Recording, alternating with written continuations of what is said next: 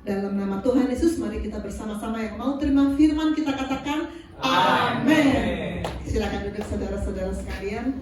Ya, saya terakhir berdiri di sini di awal Januari saya rasa. Jadi sudah lumayan lama saya nggak bertemu dengan saudara-saudara di sini. Terakhir saya sharing di Bali soalnya. Baik, biasanya saya kalau ditugaskan sharing, Bapak Rohani bilang topiknya terserah apa yang Tuhan singkapkan. Tapi untuk kali ini Bapak Rohani memberi judul. Judulnya adalah Hidupku adalah Kristus. Jadi ini judul dan nats pembimbing dari Bapak Rohani. Berarti ini sangat penting untuk kita jadikan kehidupan kita. Saya mengajak kita untuk kembali mengucapkan nats pembimbing, dan seperti biasa saya undang kita untuk bangkit berdiri. Kita deklarasikan Galatia 2 ayat 19c dan 20. Bersama-sama kita katakan demikian. Aku telah disalibkan dengan Kristus, namun aku hidup. Tetapi bukan lagi aku sendiri yang hidup, melainkan Kristus yang hidup di dalam aku.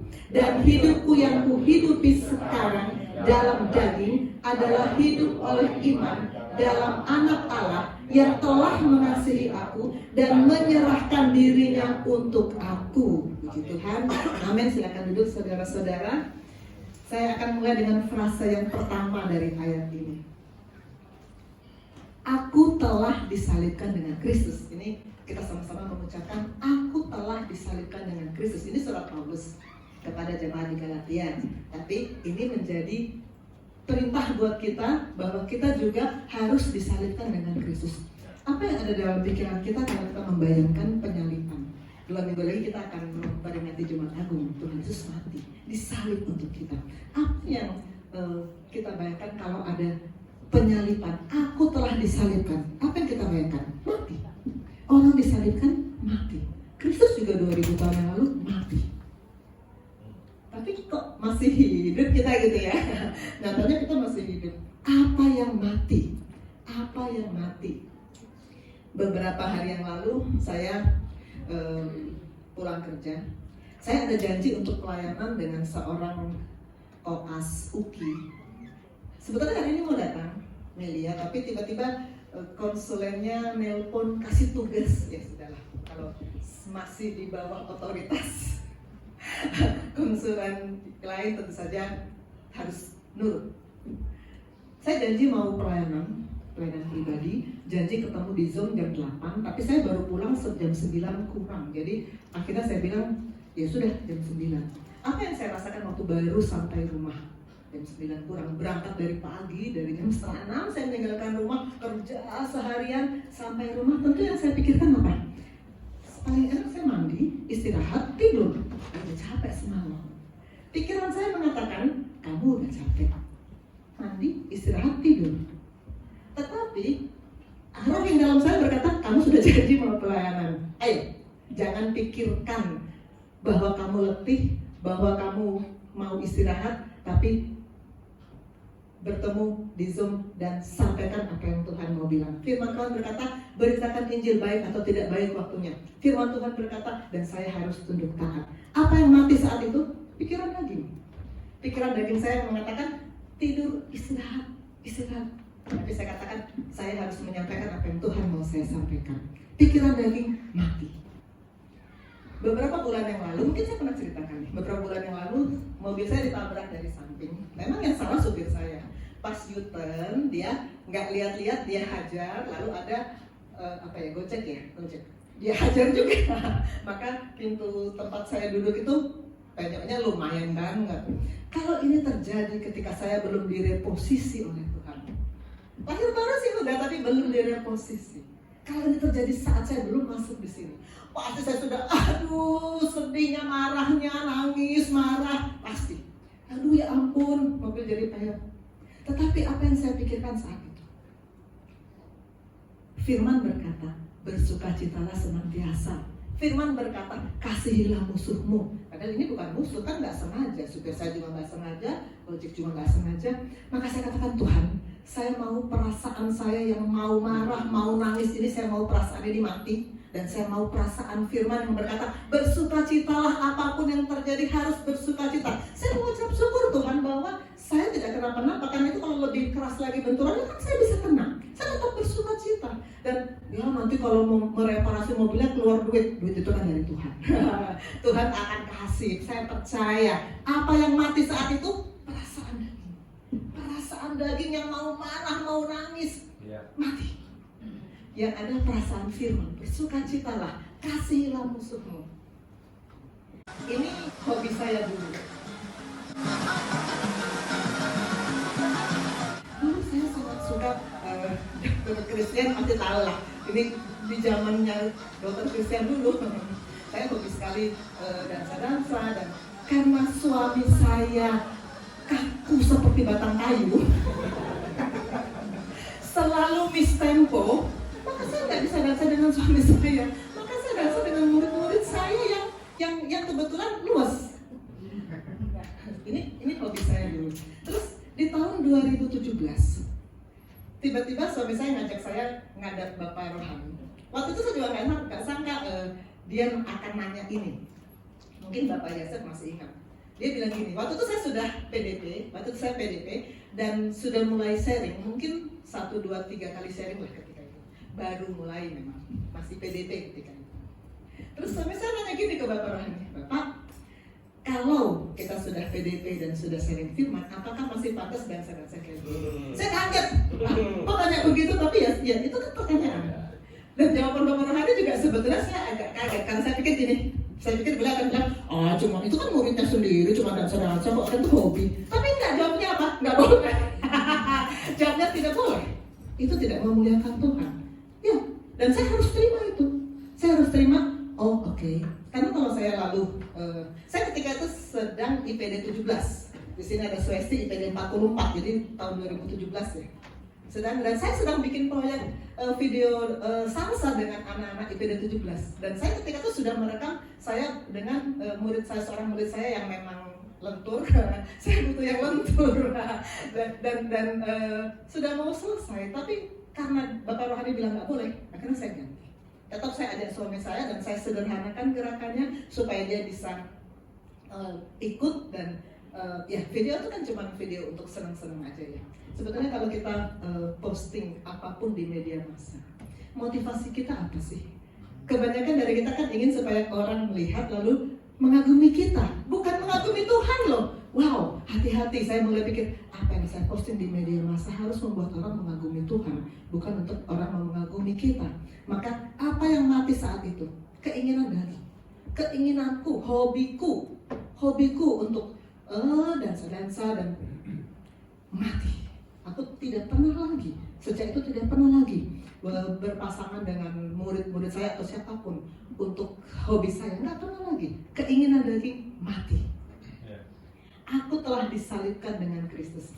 Saya dokter, tentu saja kita semua kan kerja. Setiap akhir bulan tentu ada gaji lah gitu ya. Nah, pasti ada yang kita tabung. Dan setiap akhir tahun atau pasti kita punya rencana dengan keluarga, mau jalan-jalan, mau apalah rencana kita. Di akhir tahun kemarin tiba-tiba agak mendadak Bapak Rohani bilang ke Bali ya, sampaikan firman di ibadah tutup tahun dan ibadah tahun baru. Wah, berarti karena mendadak, jadi rencana yang sebelumnya sudah saya pikirkan bubar. Bubar. Apa yang mati saat itu? Agenda pribadi mati, perasaan mati, pikiran daging mati, keinginan daging mati, agenda pribadi mati. Yang ada apa? Agenda pekerjaan Tuhan, perasaan firman, pikiran firman, keinginan firman. Aku telah disalibkan dengan Kristus, harus mati. Kita nanti kan komsel ya, apa yang kita bahas, apa yang kita dengar, dapatkan di ibadah ini akan kita bicarakan dalam 1 minggu ke depan, dari Selasa sampai Sabtu ada komsel. Saya mau ngajak kita untuk kita sharing apapun yang kita mau sharing, tapi salah satu topik yang mungkin kita bisa sampaikan adalah bagaimana pengalaman kita ketika mati, pikiran daging kita matikan, perasaan daging kita matikan, keinginan daging kita matikan, kita selaraskan dengan firman. Kita mau utamakan nanti menyampaikan pengalaman kita di konser nanti, bukan yang 10 tahun yang lalu, yang kita alami dalam hari-hari ini. Karena setiap hari pasti ada tarik-menarik antara daging dan firman. Pasti tarik-menarik. my will dan God's will pasti saling menarik. Pengalaman kita bagaimana kita mematikan daging dan menyelaraskan dengan firman, kita boleh sharingkan dalam komsel kita nanti. Aku telah disalibkan dengan Kristus. Tadi frase itu sudah kita bahas. Namun, ada namun. Saya di rumah sakit, di sini ada beberapa dokter juga. Sehari-hari sudah biasa berhadapan dengan ini. Jadi, kalau kita menemukan pasien sudah seperti ini, maka it's finished, selesai sudah, gak ada lagi. Tapi di sini aku telah disalibkan, namun aku hidup. Jadi kita mati bagi daging, mati bagi manusia lama. Kita hidup, tapi ada tapi lagi, double tapi. Namun tapi bukan lagi aku sendiri yang hidup, melainkan Kristus yang hidup dalam aku. Wow. Ketika kita lahir secara fisik, roh kita tidak aktif. Keadaan kita mati di hadapan Allah. Karena apa? Gara-gara Om Adam dan Tante Hawa yang sekian 4.000 tahun yang lalu ya, sebelum Masehi, sudah sekian dari sekarang, itu memutuskan untuk menyimpang, menyeleweng, melanggar perintah Tuhan. Maka semua kita berada pada posisi yang sama. Kita kan turunannya Adam Hawa. Maka roh kita ketika kita lahir, roh kita mati di hadapan sorga, kita tidak terhubung. Kita berada dalam dosa ketika itu. Kemudian Tuhan Yesus menebus kita. Dalam Roma 6 Paulus berkata, karena kita tahu bahwa manusia lama kita telah turut disalibkan. Ini senada dengan Galatia tadi ya. Aku disalibkan bersama Kristus. Manusia lama kita telah turut disalibkan supaya tubuh dosa kita hilang kuasanya. Tadinya tubuh dosa kita berkuasa.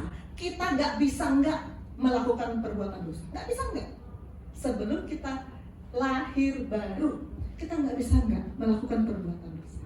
Tapi sesudah kita lahir baru, Tuhan Yesus menebus kita dan kita mendeklarasikan saat ini aku sudah berpindah dari kerajaan kegelapan masuk dalam kerajaan Allah, anaknya yang kekasih. Kita mendeklarasikan itu, maka tubuh dosa kita hilang kuasanya. Maka harus ada kematian itu.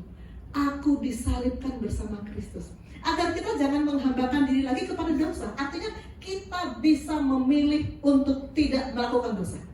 Tadinya kita hamba dosa, nggak bisa kita berdosa. Sekarang kita bisa memilih untuk tidak melakukan dosa. Jadi kalau kita melakukan dosa, itu free will. Itu free will. Jangan mau bodoh anak Tuhan. Jangan lagi mau diperhamba oleh dosa. Masih di Roma, Paulus bilang, jadi jika kita mati dengan Kristus, tadi di Galatia, aku telah disalibkan bersama Kristus. Kita percaya bahwa kita akan hidup dengan Dia. Di Galatia dikatakan, namun aku hidup. Karena kita tahu bahwa Kristus sesudah Ia bangkit dari antara orang mati, tidak mati lagi, maut tidak berkuasa lagi atas Dia. Sebab kematiannya adalah kematian terhadap dosa satu kali untuk selama-lamanya, dan kehidupannya adalah kehidupan bagi Allah. Demikian hendaknya kamu memandangnya, kamu telah mati bagi dosa atau telah disalibkan bersama Kristus, tapi kamu hidup bagi Allah dalam Kristus Yesus. Namun aku hidup, mati bagi dosa, namun hidup bagi Allah. Maka dalam Efesus Paulus mengatakan, saat kita memutuskan mendeklarasikan aku buka pintu hati, terima Yesus masuk, maka kita mengenakan manusia baru, namanya lahir baru, yang diciptakan menurut kehendak Allah. Manusia baru itu diciptakan menurut kehendak Allah, bukan lagi menurut keinginan daging kita. Makanya pikiran daging harus mati, perasaan daging harus mati, keinginan daging harus mati, karena kita diciptakan menurut kehendak Allah dalam kebenaran dan kekudusan yang sesungguhnya. Ini sudah berkali-kali saya tayangkan. Ini awal mulanya Pastorio yang tayangkan, tapi dari pengajaran Bapak Rohani tentang 3 tahap pembenaran. Pembenaran kita diawali dari saat kita lahir baru. Saat kita lahir baru, terima Yesus. Itu adalah satu momen. Lahir baru itu sekali ya. Karena orang tidak akan lahir berkali-kali. Bayi tidak akan lahir berkali-kali. Pernah ada murid saya waktu saya layani, dia bilang gini, oh saya sering dokter terima Tuhan Yesus. Tiap kali KKR saya berdiri terima Tuhan Yesus. Tiap kali KKR terima Tuhan Yesus lagi. Saya bilang, Oke, apakah tiap hari kamu baca firman? Oh, kalau itu mah enggak, terbalik ya. Terima Yesus satu kali, baca firman tiap hari. Jangan dibalik, jangan terima Yesus berkali-kali, tiap KKR terima Yesus, baca firmannya enggak gitu ya. Saat kita terima Yesus, lahir baru, saat itu terjadi penyelarasan roh. Itulah yang terjadi ketika kita memutuskan aku disalibkan bersama Kristus. Maka roh kita di dalam pandangan surga, kita adalah makhluk yang hidup. Ini kita semua sudah hafal ya, Wahyu 3:20, ayat sekolah minggu yang sudah sering dijadikan ayat emas. Lihat, aku berdiri di muka pintu dan mengetok. Saya selalu pakai ayat ini untuk menjelaskan kelahiran baru kepada murid-murid saya yang saya layani di Zoom. Jika ada orang yang mendengar suaraku dan membukakan pintu, aku akan masuk mendapatkannya. Ini adalah saat penyelarasan roh tadi. Ini adalah justification, tahap pertama dari pembenaran kita. Kita ketika ini slide-nya Bapak Rohani udah lama. Saya pertama kali masuk di sini 2015, pengajaran awal dari Bapak Yosef membawa slide ini. Slide ini menurut saya ilustrasinya bagus banget, mengantar kita untuk memahami bagaimana hubungan kita dengan Allah. Ketika kita pertama diciptakan, ketika Adam Hawa pertama diciptakan, manusia diciptakan untuk kemuliaan Allah. Kemudian si jahat itu, si ular tua itu yang bertanduk berekor itu menebarkan benih dosa. Kapan dia menebarkan benih dosa? Ketika Tante Hawa menyimak kata-kata iblis. Kata-kata itu benih. Apa kata-kata yang keluar dari mulut Allah adalah benih firman. Benih itu bertumbuh. Apa kata-kata yang keluar dari mulut iblis adalah benih dosa, dan benih itu juga bertumbuh. Ketika Hawa menyimak apa yang dikatakan oleh ular, ini ada di Kejadian 3. Kita nggak baca ya karena nanti buang waktu. Waktu Hawa menyimak, maka benih itu ditaburkan. Lalu apa yang dia lakukan? Dia melakukan apa yang disuruh sama iblis, luar biasa. Benih itu memang menggerakkan loh. Benih itu menggerakkan karena dia bertumbuh, berbuah. Hawa memutuskan untuk melakukan apa yang dikatakan oleh iblis, maka benih dosa itu masuk dalam hidup manusia. Benih itu bertumbuh, berbuah. Benih dosa itu bertumbuh dan berbuah. Apa buahnya? Seabad perbuatan dosa ini, memberontak, bebal, macam-macam, cabul, macam-macam, angkuh, macam-macam. Semua ini benih dosa. Semua ini hasil dari benih yang bertumbuh dan berbuah. Namun Allah kan mengasihi manusia. Kalau kita tetap begini, kita pasti selamanya akan binasa. Allah mengasihi manusia, Yohanes 3:16. Dia mengirimkan anaknya yang tunggal. Peristiwa yang 2 minggu lagi kita akan rayakan, dalam 2 minggu lebih ya. Sekian kita akan peringati sebagai Jumat Agung dan kemudian Paskah. Saat Tuhan Yesus mati di kayu salib, benih dosa dicabut. Saat Tuhan Yesus mati di kayu salib, benih dosa dicabut. Nah, ini adalah yang terjadi di tahap 1. Tuhan, makanya dikatakan dalam justification, dalam tahap 1, pembenaran tahap 1, pembenaran itu bersifat pasif. Karena kita kan cuma terima Yesus. Yang datang menderita sengsara, mati, bangkit itu kan Tuhan Yesus. Jadi yang mengerjakan keselamatan kita di tahap 1 adalah Tuhan Yesus. Seed of sin dicabut ketika Tuhan Yesus mati di kayu salib. Dan ini menjadi bagian dari hidup kita kalau kita buka hati terima Yesus. Keselamatan itu tidak otomatis terjadi begitu Tuhan Yesus mati di kayu salib, semua orang selamat, tidak. Hanya yang buka hati terima Dia. Jadi ketika kita buka hati terima Dia, merespon Wahyu 3:20 ini, maka seed of sin tercabut. Nah, ketika itu dikatakan kita lahir baru, istilahnya lahir baru. Baru lahir tentunya bayi rohani. Bayi rohani masih penuh dengan sifat-sifat dosa. Bayi rohani masih penuh dengan sifat-sifat dosa. Tapi bayi kan tidak boleh terus-terusan bayi. Kita lihat di sini ada pertumbuhan. Kalau bayi tetap bayi. Saya kemarin merawat pasien umur 20 tahun. Masih kayak bayi di tempat tidur, cuma bisa nangis, teriak. Semua dilayani oleh keluarganya, kasih makan, mandikan. betapa hancur keluarganya, hati keluarganya punya, itu memang penyakit otak, cerebral palsy memang itu penyakit otak. Bayi yang lahir disambut dengan penuh sukacita sama keluarganya, senang semuanya. Tapi kalau 20 tahun tetap seperti bayi, berkabung keluarganya, dicapek, bikin capek semua orang. Sama juga dengan bayi rohani yang bayi terus, ada bayi rohani yang bayi terus, semuanya maunya dia, maunya dia, bikin capek bapak rohani, bikin capek bapak gembala. Bayi rohani terus, kita harus bertumbuh. Dan pertumbuhan itulah yang minggu lalu Bapak Rohani ajarkan, sanctification of the soul. Jiwa dan tubuh juga harus selaras, bukan hanya roh kita. Bayi rohani penuh dengan sifat-sifat daging, habit of sin.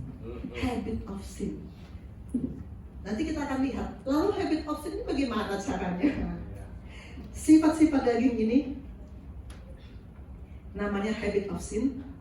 Apa, mengapa, bagaimana? Apa itu habit of sin? Habit of sin adalah sifat-sifat dosa yang terjadi akibat benih dosa ditaburkan oleh si jahat. Tumbuh, berkembang, dan melekat dengan daging kita. Makanya sifat itu kan ada yang bilang, aku dari lahir sudah begini, maklum aku orang Tapanuli. Jadi temperamental, gampang marah, sudah sifat. Itu sifat-sifat dosa akibat dari benih dosa yang ditaburkan. Bukan cuma sifat dan perbuatan dosa, juga kebiasaan buruk. Ini satu slide ini sebetulnya saya ambil dari ketika saya seminggu yang lalu ceramah untuk awam di bidang kesehatan. Tapi ini penting, saya rasa ini penting untuk kita cermati, karena sifat buruk ini memang mempengaruhi roh kita, tapi juga buruk untuk daging kita, untuk fisik kita. Apa itu? Pertama, kebiasaan begadang. Saya nggak tahu di sini ada yang biasa begadang apa enggak. Begadang itu merugikan tubuh kita. Pertama, akibat begadang orang tengah malam makan jadi gemuk. Kemudian gangguan mental, jadi anxiety, kecemasan. Kekebalan tubuh turun, sulit konsentrasi. Kalau suka begadang, ujian pasti berantakan. Kemudian memicu penyakit. Berat penyakit ini dipicu oleh kebiasaan begadang. Kedua, apalagi kebiasaan buruk, rokok. Pernah Bapak Rohani cerita, ada orang tanya, ayatnya di mana bahwa nggak boleh merokok? Nggak ada di Alkitab, jangan merokok. Itu hukum Taurat nomor 11 kali. Nggak ada. Tapi waktu itu Bapak Rohani jawabannya cerdik sekali, saya suka jawabannya.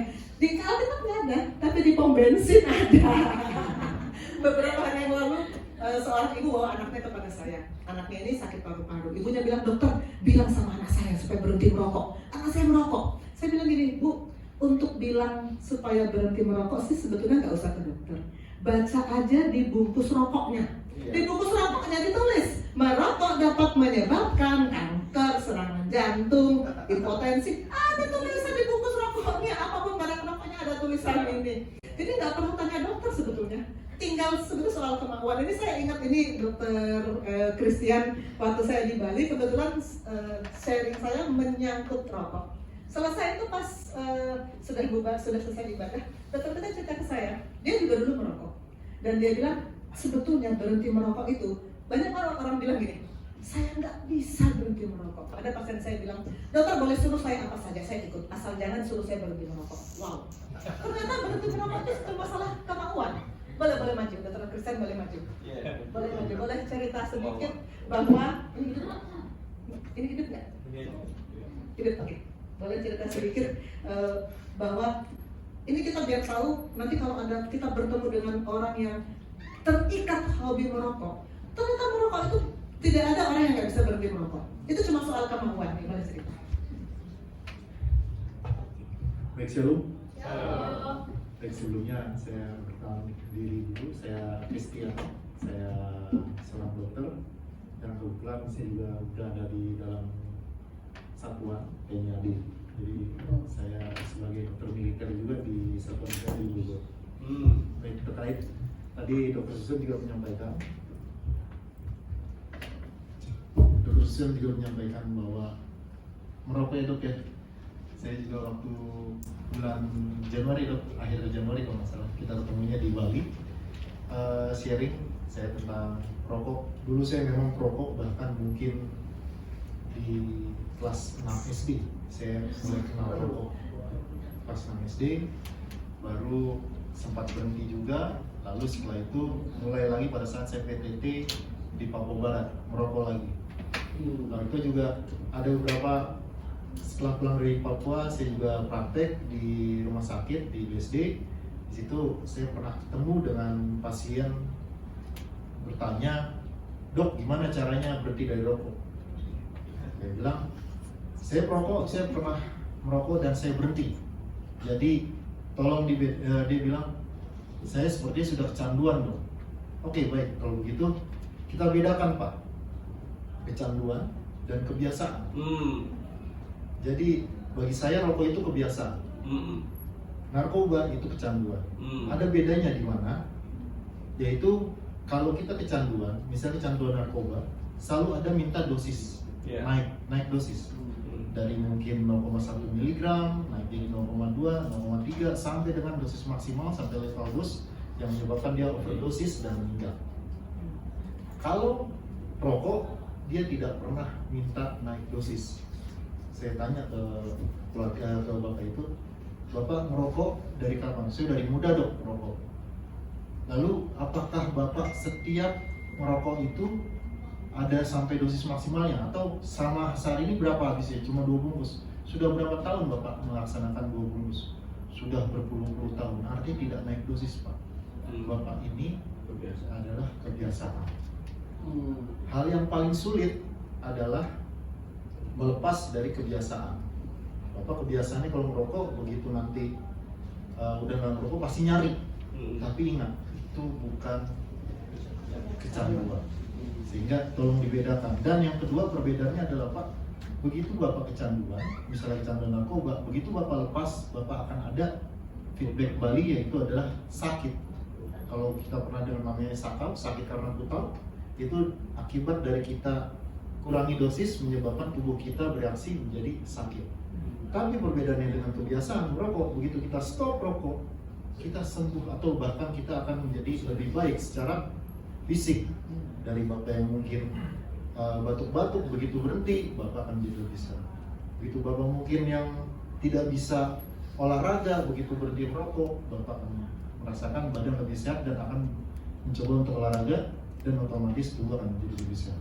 Artinya di sini bukannya tidak bisa, tapi masalah mau atau tidak mau menghilangkan kebiasaan. Demikian Pak Presiden. Oke, puji Tuhan, terima kasih. Silakan duduk. Ya, bukan soal mau atau bukan soal bisa atau nggak bisa, tapi soal mau atau tidak mau. Oke, saya akan tayang lagi slide saya. Ya, kebiasaan buruk yang tadi pertama begadang, kedua rokok, ketiga alkohol. Alkohol ini paling merusak ke liver, dan kebetulan saya subspesialis hati kan, jadi saya punya banyak pasien yang livernya rusak karena alkohol.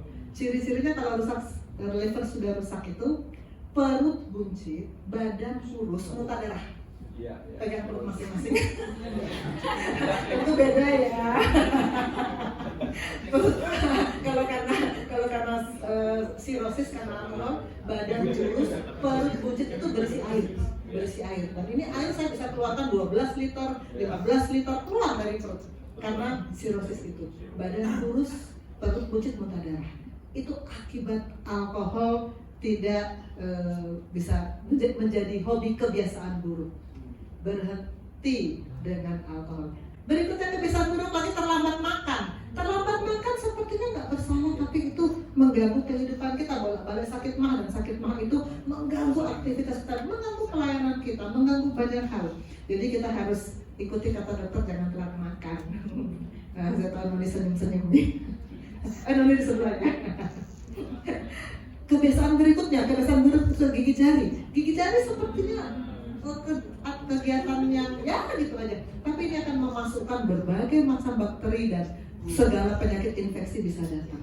Kebiasaan buruk berikutnya, Makan fast food masih banyak yang punya hobi fast food berarti ya, karena ini tentu saja akan diabetes, hipertensi, kegemukan, kolesterol, kemudian mager ini dari Kompas TV saya capture. Mager itu meningkatkan resiko penyakit jantung, kanker, diabetes, hipertensi, kolesterol. Jangan mager ya. Satu lagi kopi. Banyak orang kecanduan kopi. Itu lambung jantung musuhnya kopi, lambung jantung, macam-macam penyakit mengganggu pelayanan kita juga. Apa kata firman? Firman bilang begini dalam Korintus, atau tidak tahukah kamu bahwa tubuhmu adalah bait Roh Kudus yang diam dalam kamu? Tubuh, banyak orang menganggap tubuh itu nggak penting lah kan. Dalam Yohanes 6 Tuhan Yesus berkata, roh lah yang memberi hidup, daging sama sekali nggak berguna gitu ya.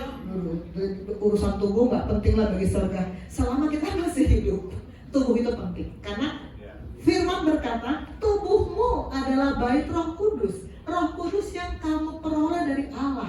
Dan bahwa kamu bukan milik kamu sendiri, kamu telah dibeli, harganya telah lunas dibayar. Karena itu muliakanlah Allah dengan tubuhmu. Firman suruh kita memuliakan Allah juga dengan tubuh loh. Bukan cuma roh kita yang memuliakan Allah.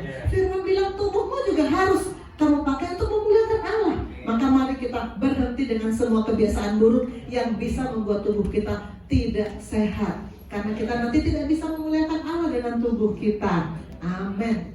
Mengapa ada habit of sin? Mengapa ada habit of sin? Akibat adanya benih dosa. Tadi benih itu akan bertumbuh, berbuah, dan menghasilkan sifat-sifat dosa dan kebiasaan-kebiasaan buruk. Paulus bilang sama jemaat Roma, sebab bukan apa yang aku kehendaki, yaitu yang baik yang aku perbuat, melainkan apa yang tidak aku kehendaki, yaitu yang jahat yang aku perbuat. Kenapa? Karena ketika kita masih di bawah hukum dosa, kita kita berbuat dosa karena kita hamba dosa. Itu terjadi ketika kita masih hidup sebelum kita pindah ke kerajaan Allah. Kita dikuasai oleh sifat-sifat dosa. Pada saat kita sudah masuk pada justification, penyelarasan roh, lalu kita masuk dalam sanctification yang seminggu lalu Bapak Rohani ajarkan, pengudusan, maka hidup kita dikuasai oleh buah roh. Maka habit of sin itu pelan-pelan akan hilang. Habit of sin membuat kita jatuh bangun, maju mundur, naik turun.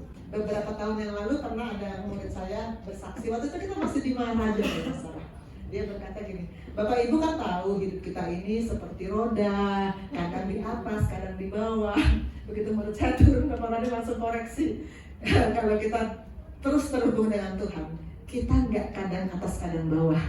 Tapi Ulangan 28 dan 13 berkata, Tuhan akan mengangkat engkau menjadi kepala dan bukan ekor. Engkau akan tetap naik dan bukan turun apabila engkau mendengarkan perintah Tuhan Allahmu yang kusampaikan pada hari ini, kau lakukan dengan setia. Mendengar aja nggak cukup ya. Saya mendengar firman, amin, amin, amin. Tapi kemudian ya sudah, begitu masuk di kehidupan sehari-hari, ya sudah terlupakan. Kau lakukan dengan setia. Dengar dan lakukan firman akan membuat kita tetap naik dan bukan turun. Tuhan akan angkat kita menjadi kepala dan bukan ekor. Amin. Bagaimana mengatasi habit of sin? Bagaimana supaya nggak jatuh bangun, maju mundur, naik turun? Roma 8 ayat 13. Sebab jika kamu hidup menurut daging, kamu akan mati. Tapi jika oleh roh kamu mematikan perbuatan-perbuatan tubuhmu, kamu akan hidup. Yang mematikan siapa? Kamu, kata saya yang mematikan. Kita ini senafas dengan Kolose 3 ayat 5. Karena itu matikanlah dalam dirimu segala sesuatu yang duniawi. Yang matikan siapa? Saya. Matikan. Kita nggak bisa, ini pernah saya sampaikan beberapa sharing yang lalu. Kita nggak bisa bilang, Tuhan tolong matikan sifatku yang pemarah ini, tolong matikan sifatku yang suka nyontek ini, tolong matikan sifatku yang ini itu. Enggak, kita disuruh kita yang matikan. Kita yang matikan. Aduh, berat banget dong. Aduh, mana sanggup saya. Siapa yang bilang perintah Allah itu berat? 1 Yohanes 5 ayat 3 berkata, sebab inilah kasih kepada Allah, yaitu bahwa kita menuruti perintah-perintahnya. Perintah kita lakukan sama-sama. 1, 2, 3. Perintah-perintahnya itu tidak berat. Tidak berat loh. Siapa yang bilang perintah Allah itu berat? Si ular tua. Si ular tua itu akan bilang, kamu gak akan sanggup lakukan perintah Allah. Terlalu berat buat kamu. Untuk yang mahasiswa, kamu kan harus konsentrasi dengan tugas-tugas di kampus. Kamu gak akan sanggup persediakan waktu untuk Tuhan. Yang sudah bekerja, kamu gak akan sanggup sisihkan perpuluhan untuk pekerjaan Tuhan. Gak akan sanggup. Kamu kan punya banyak kebutuhan. Perintah Tuhan terlalu berat. Kamu utamakan dulu kebutuhanmu. Iblis selalu mengatakan, perintah Tuhan terlalu berat, kita nggak bisa lakukan. Tapi firman Tuhan berkata, perintahnya itu tidak berat. Mematikan kedagingan itu tidak berat. Mematikan perbuatan-perbuatan daging tidak berat. Kita percaya sama firman, amin. Pastikan itu tidak berat, tidak berat. Ini ada ucapan dari Pastor Rio. Ini waktu masih di Maharaja. Pastor Rio bilang gini, Matius 26 ayat 41b. Kita lagi ngobrol. Roh memang penurut, tapi daging lemah. Karena daging lemah, matikan aja. Daging itu lemah loh. Kita kira kita gak bisa melawan kedagingan. Daging itu lemah. Roh penurut, daging lemah. Daging lemah, matikan aja. Jangan mau ditipu sama iblis yang mengatakan, kamu gak bisa. Katakan, saya sudah mati, sudah disalibkan bersama Kristus. Maka saya pasti bisa mematikan pikiran daging, perasaan daging, keinginan daging, agenda pribadi, mati. Yang ada saya hidup untuk Tuhan. Bagaimana mengatasi habit of sin? Pertama, harus mati. Maka tadi awal dari frase ayat yang kita baca, frase pertama berkata, aku telah disalibkan dengan Kristus. Awal pertama kita harus mati. Dan kedua, harus ada firman yang datang tiap-tiap hari. Firman yang datang tiap-tiap hari itu yang akan membuat kita pelan-pelan, firman itu akan memusnahkan semua sifat-sifat daging itu.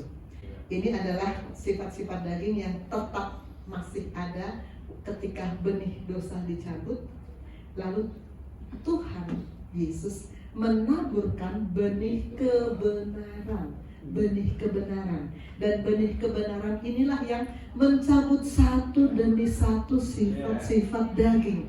Satu demi satu sifat-sifat daging. Ini gak bisa dilakukan oleh dokter jiwa, psikolog, psikiater, gak bisa. Ini hanya firman yang bisa lakukan. Benih kebenaran yang bisa lakukan. Dan sesudah sifat-sifat daging dicabut, benih kebenaran, tadi benih dosa ditaburkan tumbuh. Benih kebenaran ditaburkan tumbuh, menghasilkan buah roh. Buah roh, kasih, damai sejahtera, sukacita, kebajikan, kemurahan, kesetiaan, lemah lembut, kesabaran, penguasaan diri. Buah roh, ini akan menjadi hasil dari benih firman yang ditaburkan. Karena itu kita harus mendapatkan benih kebenaran itu tiap-tiap hari. Tiap-tiap hari. Yang ada 17 berkata, kuduskan mereka dalam kebenaran, firman-Mu adalah kebenaran. Benih kebenaran itu apa? Firman. Firman harus datang tiap-tiap hari. Ayat 3 ayat 20 kita sudah hafal ayatnya. Dan kita sudah lakukan buka pintu. Jika ada orang mendengar suaraku membuka pintu, kita sudah buka pintu, aku akan masuk mendapatkannya. Yesus sudah masuk dalam hidup kita, tapi ini belum titik. Saya selalu ingatkan murid-murid saya, jangan lupa ini belum titik, ada kelanjutannya. Aku makan bersama-sama dengan dia, dan ia bersama-sama dengan aku. Ada aktivitas yang Tuhan mau lakukan untuk kita lakukan bersama-sama dengan dia. Yesus itu roh. Jadi kalau kita makan bersama-sama dengan dia, tentu kita bukan makan nasi padang, bukan makan papeda, bukan makan panggang, bukan makan mie basah, bukan. Apa yang makanan bagi roh? Firman. Firman. Dan kita nggak bisa bilang, saya sudah baca Alkitab hari ini, nanti seminggu lagi lah baca Alkitab, atau sebulan lagi lah baca Alkitab. Nggak bisa. Dokter Swesti, kemarin makan? Tadi makan? Nanti juga kita makan bareng ya. Besok makan? Kita pasti tiap-tiap hari memberi makanan buat tubuh kita, karena makan adalah kegiatan yang kita butuhkan tiap-tiap hari. Dan bukan cuma tubuh, roh kita juga butuh makanan tiap-tiap hari. Tiap-tiap hari. Jangan sampai kita dibodoh-bodohi sama si jahat yang mengatakan sekali seminggu aja baca Alkitab, jangan fanatik-fanatik banget, gimana ngabisin waktu. Jangan bodoh anak-anak Tuhan. Tiap-tiap hari, bahkan berkali-kali dalam sehari kita butuh makanan buat roh kita. Firman. Ini terjadi sepanjang step 2 penyelarasan jiwa dan tubuh. Sanctification yang minggu lalu Bapak Rohani sampaikan, pengkudusan. Ini terjadi. Penyelarasan roh adalah satu momen, tapi sanctification adalah sepanjang hidup kita. Kemarin Pastor Ria bilang sampai kita dapat gelar ALM. Sampai kita dapat gelar ALM. Saat kita dapat gelar ALM, kita masuk pada tahap 3, pembenaran kekal, glorification bersama-sama dengan Allah Bapa. Kalau kita sudah dapat gelar ALM itu, maka sepanjang dari kita lahir baru sampai ALM, penyelarasan jiwa dan tubuh harus terus terjadi dengan firman yang datang. Firman yang datang tiap-tiap hari. Kita harus menyelaraskan pikiran, perasaan, keinginan kita dengan firman. Bagaimana caranya? Pikiran saya jauh berbeda dari pikiran firman. Perasaan saya bertentangan dengan perasaan firman. Maka tadi di Galatia dikatakan, aku telah disalibkan. Aku telah disalibkan, mati. Kalau daging kita, perasaan daging kita, pikiran daging kita, keinginan daging kita mati, maka kita pasti bisa menyelaraskan dengan firman. Amin. Hidupku adalah Kristus. Saya mengundang pastor kesayangan saya, Pastor Tobelo, untuk menyanyikan bait ini. Kita dengarkan bersama-sama. Ku telah mati dan tinggalkan cara hidupku yang lama. Semuanya sia-sia dan tak berarti lagi. Hidup ini ku letakkan pada mesra-Mu ya Tuhan. Jadilah padaku seperti yang Kau ingin.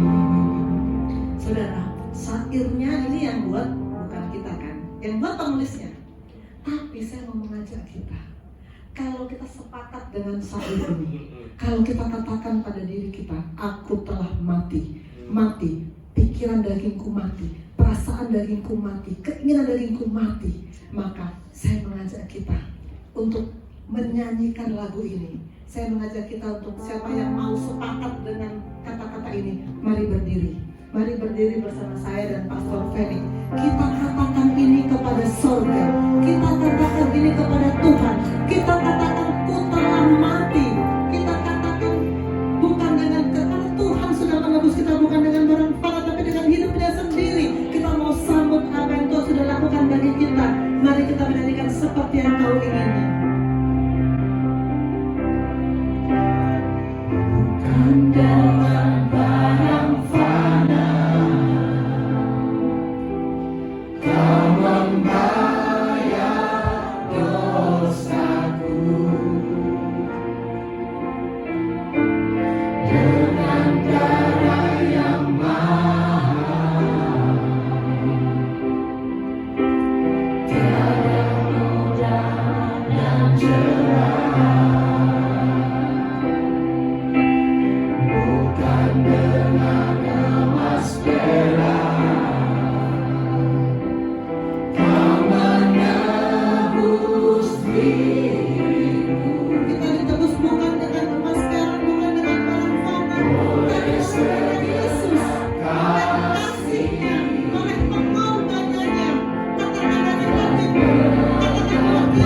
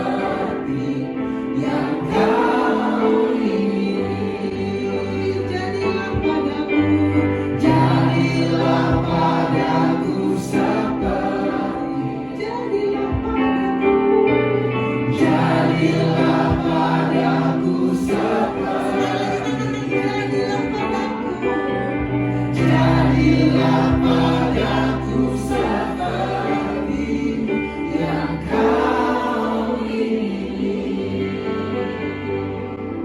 Bapa di sorga, kalau kami menyanyikan lagu ini, biarlah ini betul-betul lahir dari kesadaran kami bahwa kami memang mau mati bagi daging kami, mati bagi pikiran daging mati, keinginan daging mati, perasaan daging mati, agar kami bisa selaras dengan firman-Mu Tuhan. Karena kalau kami masih memakai pikiran daging kami, perasaan daging kami, keinginan daging kami akan terus tarik mengalir dengan firman-Mu. Kami akan terus kembali dan kembali lagi pada habit of sin. Karena itu Bapak, kami mau deklarasikan pada siang hari ini, kami mau mati bagi dosa, perasaan kami, pikiran kami, kehendak dari kami mati, dan kami mau hidup bagi Tuhan. Kami mau Kristus yang hidup di dalam kami. Kalau kami selaras dengan firman, maka apa yang kami pikirkan adalah pikiran firman, apa yang kami rasakan adalah perasaan firman, apa yang kami inginkan adalah keinginan firman. Kami selaras dengan Engkau, maka kami akan hidup seperti Kristus hidup, maka nama-Mu akan dimuliakan dalam kami. Terima kasih Bapa, dalam nama Tuhan Yesus kami berdoa. Amin. Mari silakan duduk saudara-saudara. Amin. Dalam pelayanan, saya selalu tanya kepada murid saya atau pasien atau karyawan, sudah lahir barukah? Umumnya sebagian menjawab belum dokter, sebagian menjawab sudah dokter. Kalau sudah lahir baru, maka saya akan mengatakan oke, baik, sekarang kita pastikan apakah masuk dalam tahap kedua, masuk dalam sanctification. Apakah mulai hari dengan firman? Apakah setiap hari selalu ada penyelarasan dengan firman? Ini hanya terjadi kalau kita mati bagi daging kita. Apakah kita bisa bilang God's timing not mine, God's will not mine, God's plan not mine, God's glory not mine? Apakah kita bisa bilang begitu? Bukan aku lagi. Aku tidak ingin aku yang dikagumi orang. Aku tidak ingin mau-mauku yang aku lakukan, tapi keinginan Tuhan, kemuliaan Tuhan itu yang menjadi hidupku. Apakah kita sudah pastikan kita mati dan kita hidup bagi Tuhan? Amin. Kingdom Blueprint sudah kita sudah bicarakan di awal akhir tahun lalu dan awal tahun ini. Saya hanya mengulas sedikit bahwa penyelarasan itu selalu tujuannya adalah untuk kemuliaan Allah. Tujuannya untuk kemuliaan Allah. Apa tujuan Tuhan menciptakan kita dan kemudian menebus kita? Apa tujuan Tuhan? Apa 2 minggu lagi kita akan memperingati Jumat Agung? Kenapa Tuhan harus datang mati bagi kita? Tentu saja dengan jawaban yang umum kita dengar adalah supaya kita masuk surga. Supaya masuk surga. Tujuan Tuhan supaya kita masuk surga, ya, tapi itu bonusnya. Yang utamanya apa? Yang utamanya ada di Efesus 2 ayat 10. Karena kita ini buatan Allah, diciptakan dalam Kristus Yesus untuk apa? Untuk melakukan pekerjaan baik. Yang mana? Yang sesuai dengan pikiran kita? No, yang dipersiapkan Allah sebelumnya, dan Ia mau supaya kita hidup di dalamnya. Kita ini buatan Allah. Ini pengajaran Pastor Rio di modul pertama. Ketika di Kejadian 2 ayat 7, ketika itulah Tuhan membentuk manusia itu dari debu tanah dan menghembuskan nafas hidup ke dalam hidungnya. Demikianlah manusia itu menjadi makhluk yang hidup. Saat nafas hidup itu dihembuskan, di mata sorga kita adalah makhluk yang hidup. Dan hembusan nafas hidup itu terjadi terus menerus. Kalau hembusan itu berhenti, di mata sorga kita mati. Dan hembusan itu yang membuat kita terhubung dengan Allah. Selama kita terhubung dengan Allah, di mata sorga kita hidup.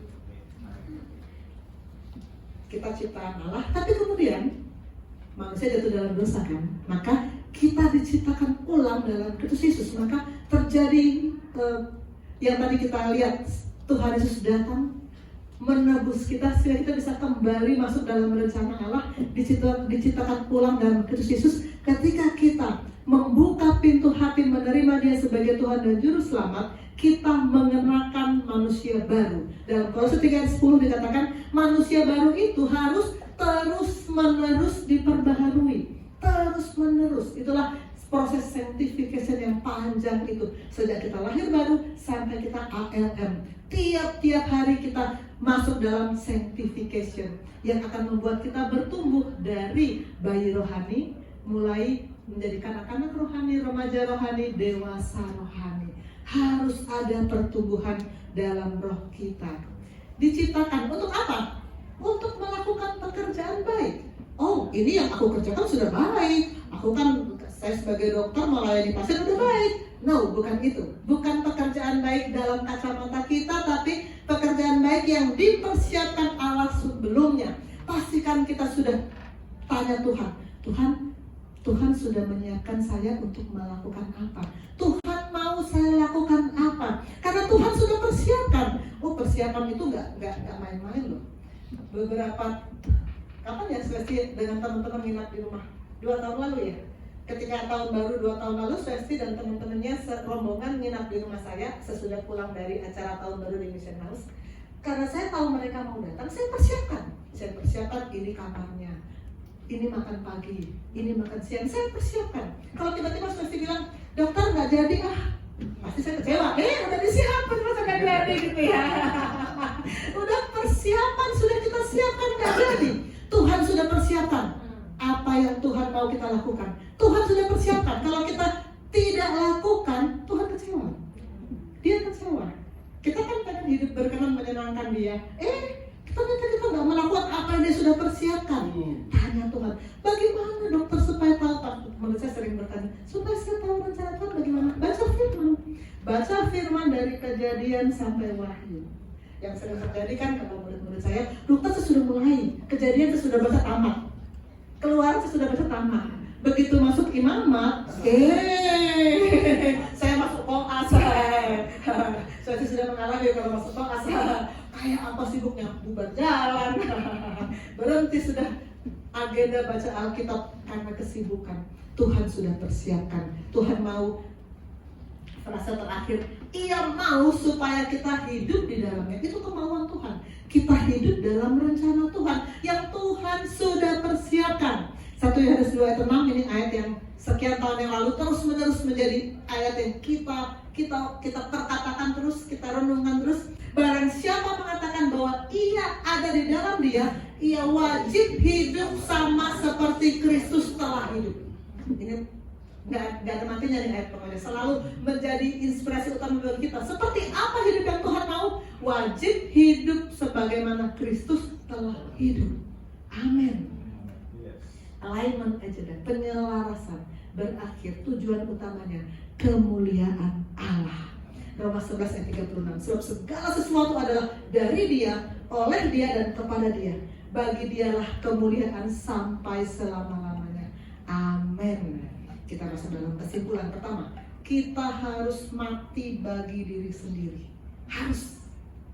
Kedua, kita harus terima firman tiap-tiap hari. Harus. Terus menerus diperbaharui. 3, lakukan firman. Baru kita bisa bilang hidupku adalah Kristus. Mari kita berdoa.